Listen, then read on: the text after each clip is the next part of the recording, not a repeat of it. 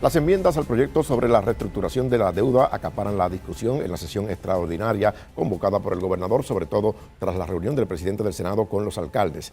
Por su parte, la Junta de Supervisión Fiscal ha nombrado al puertorriqueño Noel Samot como coordinador de revitalización. Samot sostuvo que su prioridad en el cargo es la revitalización del sistema energético del país. Sobre estos temas y los incidentes que se han reportado en Peñuelas conversamos a fondo con el licenciado Juan Dalmau, senador independentista. Buenas noches, gracias por estar aquí. Saludos, buenas noches, un placer. Bueno, ¿qué le ha parecido la selección de Noel Samot como coordinador de revitalización y nombrado por la Junta de Supervisión Fiscal?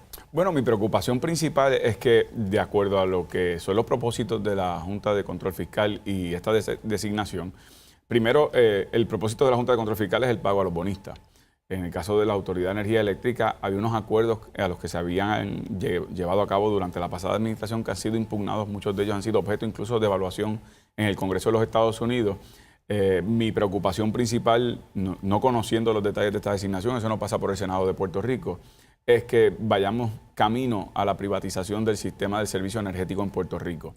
Eso significaría que colocaría en manos de los especuladores de los mercados el servicio energético, que es una función esencial para la ciudadanía, para el comercio, para el mercado.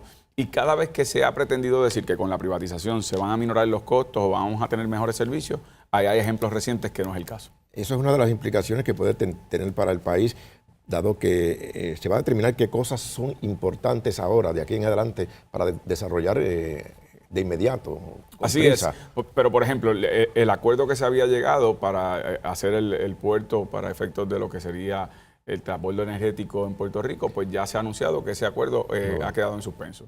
Eso revive la amenaza de las propuestas del supertubo, como se le conocía en el cuatrienio de Luis Fortuño y de Aníbal Acevedo Vilá, y por lo tanto continúan tomándose medidas con respecto a asuntos que van a la médula del comercio en Puerto Rico, de la economía y de lo que son servicios esenciales para la ciudadanía, de lo cual los legisladores, que somos los funcionarios electos por el pueblo puertorriqueño, tenemos cero conocimiento y cero intervención real en el proceso. De ahí también están las medidas de la extraordinaria. Imaginamos que esta cancelación que surgió ayer del Gasport con energía eléctrica simplemente se retiró del proyecto Gasport, pero de inmediatamente vendrá alguna otra compañía a hacer una propuesta. Lo más que se conoce de eso es que hubo una reunión de parte del recién nombrado enlace de la Junta de Control Fiscal, el señor Senot, que en efecto se reunió con los directivos de la FAF y que están en diálogos a ver cuáles son los pasos que van a dar para atender el asunto de la Corporación Pública de la Autoridad de Energía Eléctrica. Más allá de ese anuncio, de esa reunión,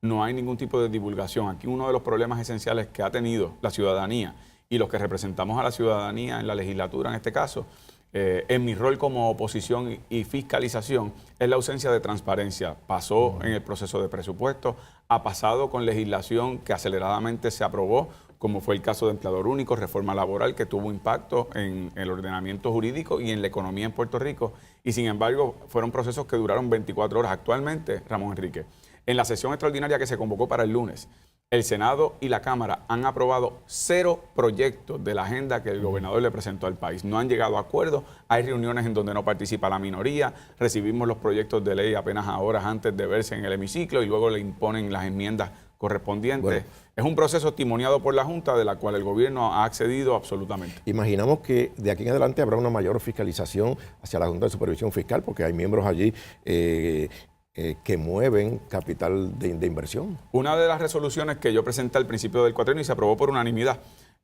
fue una que exigía transparencia a los miembros de la Junta de Control Fiscal. Si bien es cierto, no tenemos autoridad jurídica para exigir esa transparencia, esto es una imposición del Congreso de los Estados Unidos, no es menos cierto que hay que continuar exigiendo que aquí hay miembros de la Junta de Control Fiscal que tienen intereses de bonos o son representantes o fueron representantes legales de casas de corretaje y en uno de los casos ocupando puestos como el del Banco Gubernamental de Fomento, como el caso de Carlos García, que tomó determinaciones en el proceso de endeudamiento del país, y yo creo que es importante esa transparencia, porque uno de los elementos que se ha anunciado ahora es lo que el gobierno resistió a aceptar, la auditoría de la deuda. ¿Quiénes son los responsables?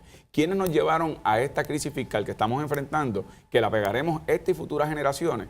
Nos parece a nosotros que debe haber responsabilidad civil y en algunos casos podría rayar en la criminal. Bueno, vamos a otro tema.